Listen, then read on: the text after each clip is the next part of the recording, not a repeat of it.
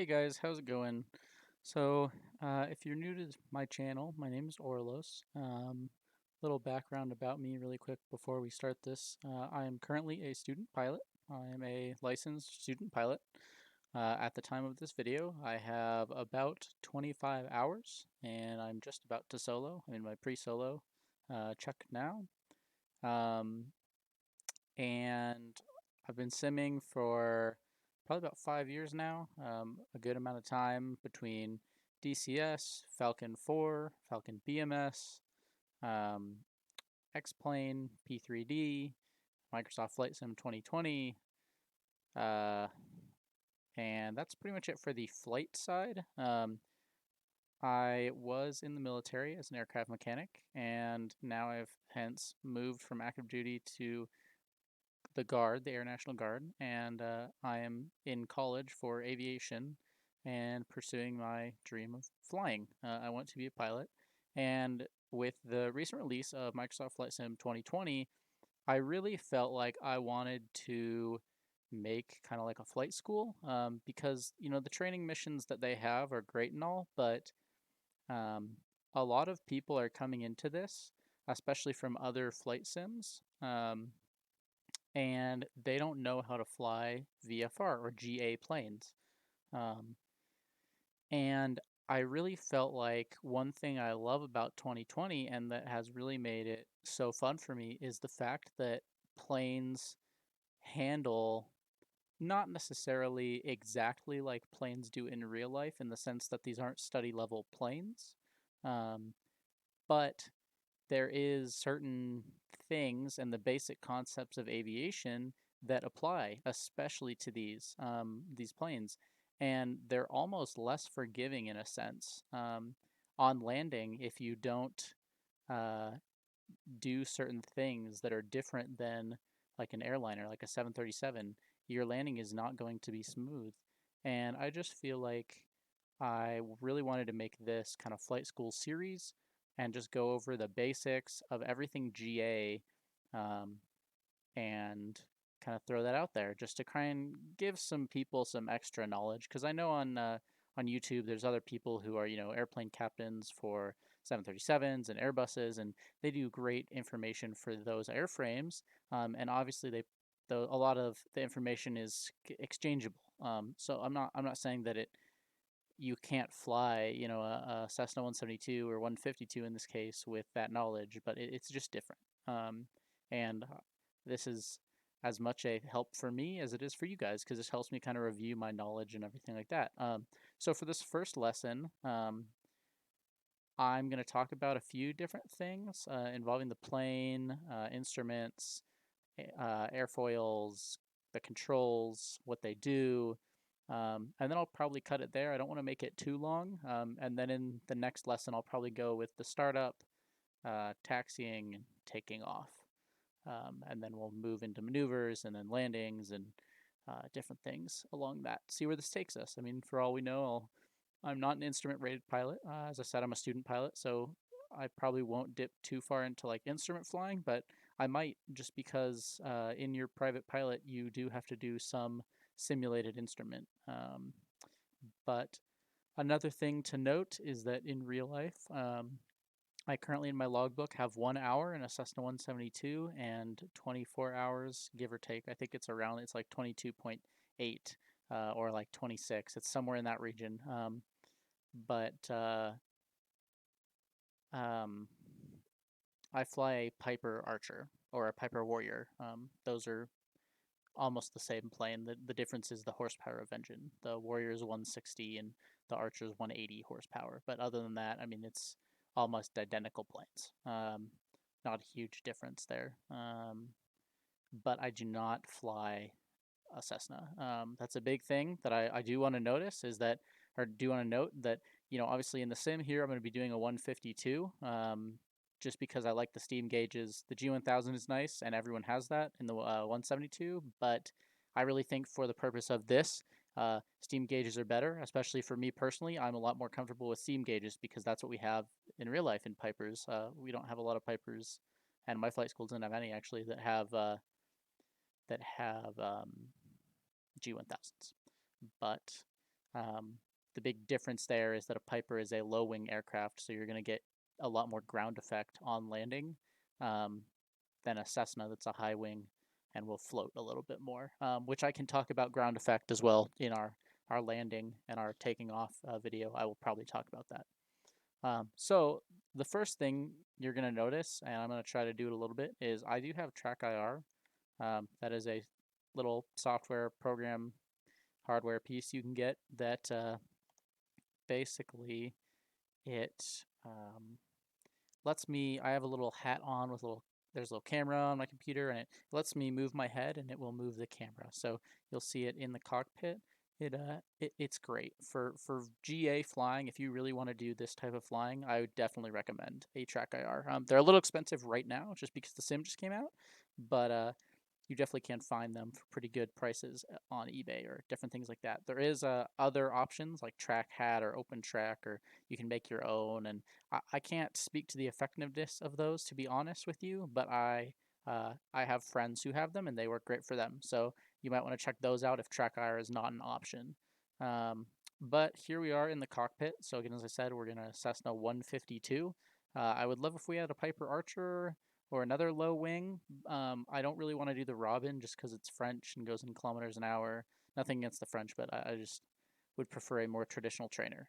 So we're going to go in the 152 rather than the 172 because if I do it in the 172 with the steam gauges, not everyone has that since that's not available in the standard edition, whereas the G1000 is, but I don't want to do a G1000, as I said. So um, and bear with me, some of the switches and things like here's the comm volume and um, different things of all your comm, and the comm is old in this 152.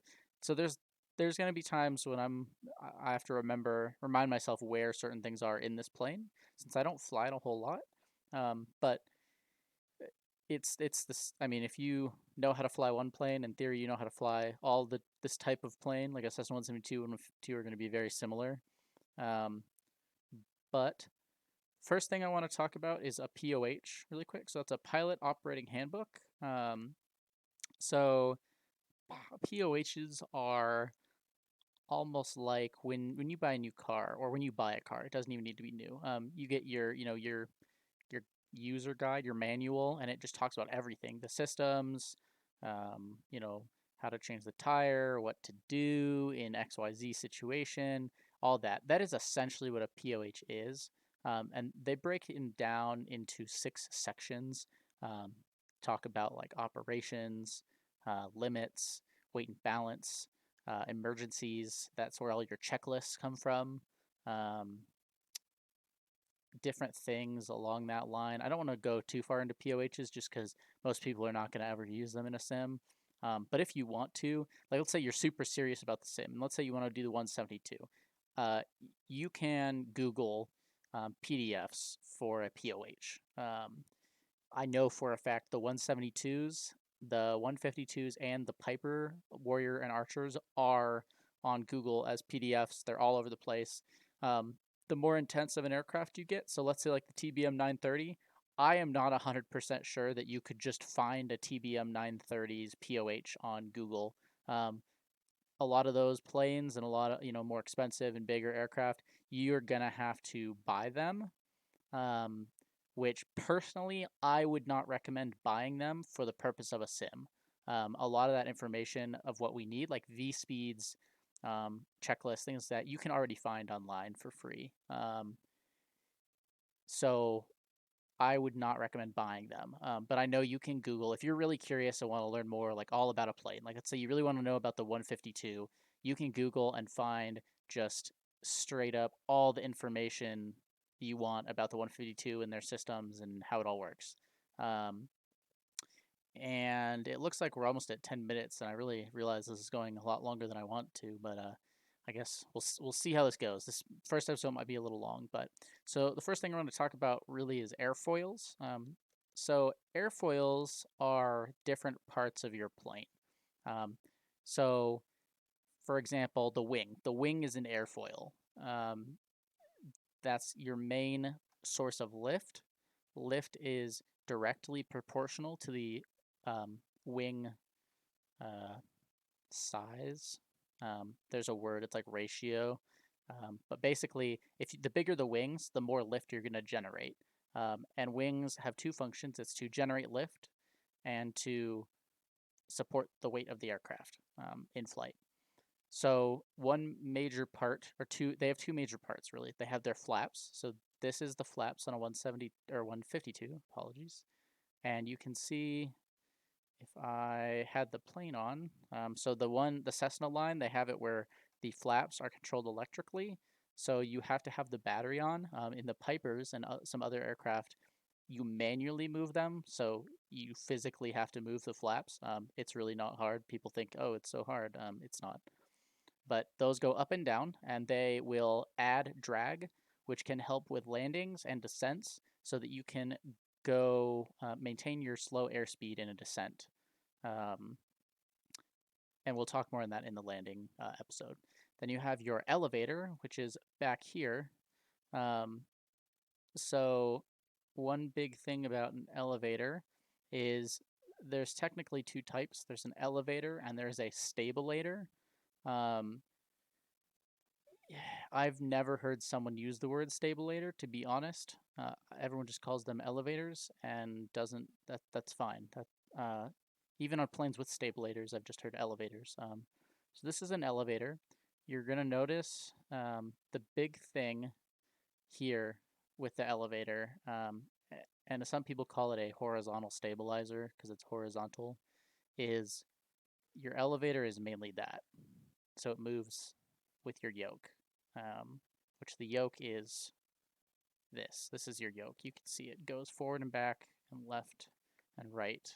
And my sensitivity is a little off, but so the elevator goes up and down, which controls the pitch of the aircraft. So the nose will go up if you pull back, and down if you push forward. And then another thing with that is trim. A lot of people have probably heard of trim. So if you go in these planes, you'll have a trim tab. So the elevator trim, it'll say some have rudder trim, but that will control your nose up, nose down to help you keep control of the aircraft, which if you look, it's kind of hard to see on this one, but you should have, I believe it's right here. It's really long, but let me just try and view it a little easier here. Yeah, so this is your trim tab on this aircraft. Sometimes they're a little smaller, but basically if we change the trim of the aircraft, this will move up and down, which I can show you, and that will help reduce the amount of input that we have to put into the plane. So basically, if I wanted to continue a nose up scenario, I would put right now it's down, so it's an it's a servo. There's servo and anti-servo trims, and this is a servo. It's backwards, so it goes anti of the way. It's a servo, but an anti-servo is with it. It's backwards. And I might have that backwards honestly, but I believe that's the case. But besides the point.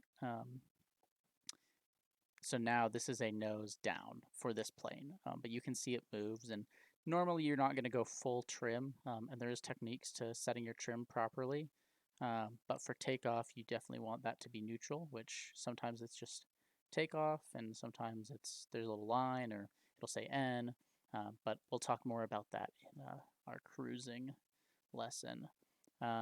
So next we have our ailerons, which are part of the wings.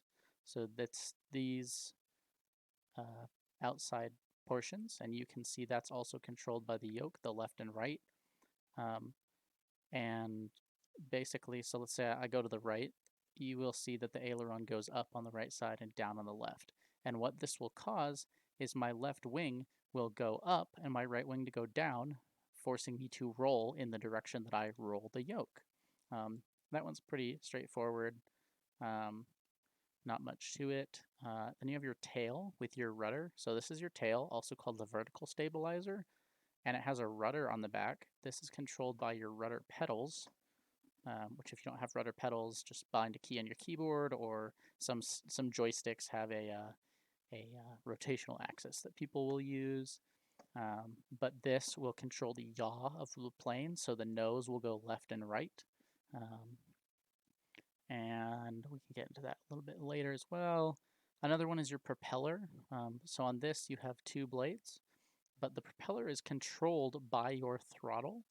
It controls the power of the throttle controls the power of the plane, which I'm going to talk about. But basically, your propeller speed, this speeds up, pushing air back onto the airfoils, onto the wings, and which causes the air to go over the wing and under the wing, which generates lift. That's a little bit advanced. I don't really want to talk about a ton about that in this because it's important, but it's a little advanced. And then finally you have your landing gear, which a lot of people kind of consider an airfoil, but kind of don't. It's included in my ground school. So when you get your private pilot's license, you have to take a ground school, either in person or online. I'm doing mine online because of COVID. But basically, this is a fixed landing gear plane. So when I fly, I cannot retract the landing gear. It stays out. This is a tricycle format, and then you also have your tail wheel format, which, let me see if there's any planes around that have it. I don't think there is, but that's like your Piper Cubs and things like that. But then you have your retractable landing gear, which, for example, this plane right here, which kind of looks like a Bonanza, but also kind of looks like the plane that I fly in real life.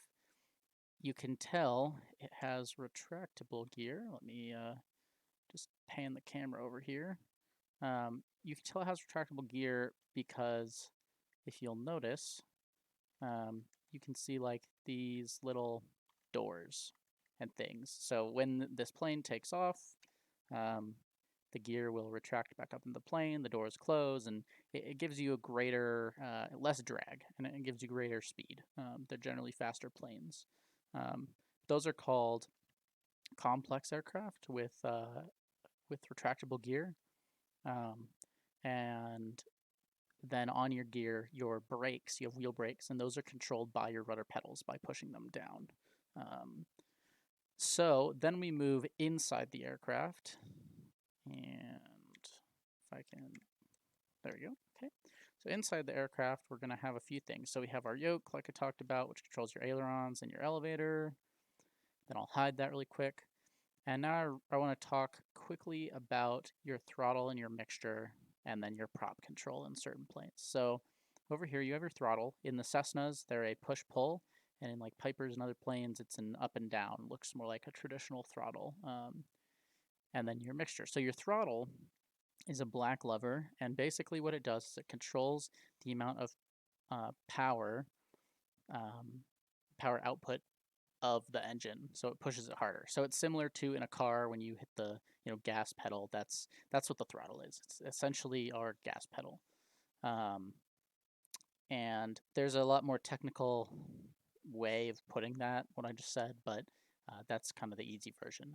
Your mixture, so this is a big thing that a lot of people don't get. So mixture is this red lever over here. Again, push, pull, push in. It's full rich, which is a term, and all the way out is idle cutoff, or just cutoff.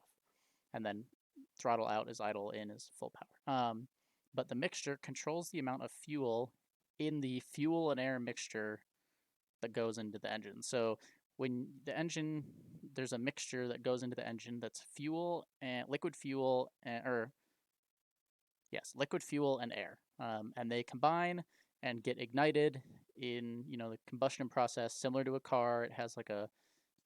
It's very similar to a car, and then that power outputs, which helps move the propeller and give power. In a jet engine, it's different. This is mainly just for propellers. And I explained that really badly, but essentially you want to, when you start the plane, you're going to richen it, and then throughout the flight, you're going to lean it, which is pulling it back to conserve fuel. And then at higher altitudes, you want to lean it because of the thin air. So you don't want too much air in the mixture, or it will cut your engine off. That's why, so when you have uh, thin air, you want to lean so that you don't basically cut your engine, starve your engine. And again, I explained that really badly, but it makes more sense in motion. And I know for a fact in the simulator that at high altitudes you have to lean your engine. And then the other one is if you have a retractable, or a not retractable gear, if you have a non fixed propeller, which we have a fixed on this one, if you have a constant speed propeller, is what it's called, then you'll have a blue lever that basically you can control the pitch of your propeller to go at the best speed at all times. So like in this, we might have a cruise prop, so that would mean it's really good at cruise. And then in other planes, they have climb props, so it's really good at climb, but not as good at cruise, and vice versa, and all that. But basically, when you have a constant speed propeller, your blue propeller changes the pitch of the propeller and the RPM, and then your throttle controls your manifold pressure, which I have never personally flown a plane that had a constant speed propeller in real life. I'm in a class in college where I have to do a sim for a retractable gear constant speed propeller plane, but I am still kind of learning how that all works, and so I don't really want to talk about it a lot just because I'm not the best subject matter expert for that. And a lot of these planes that you'll fly when you're first starting don't have those. But that is basically all I wanted to talk about in lesson one. Just very brief, basic concept. Um, and so we're just at about 22 minutes, so I'll cut it here. But in the next lesson, I'm going to go over the startup procedure, taxiing, taking off, and maybe some basic maneuvers. We'll see how time permits. But I appreciate you guys coming and tuning in. And if you have any questions, leave them in the comments. And I will try to answer them as best I can or get you the answer for them and all of that. But until next time, guys, have a good one. Thank you so much.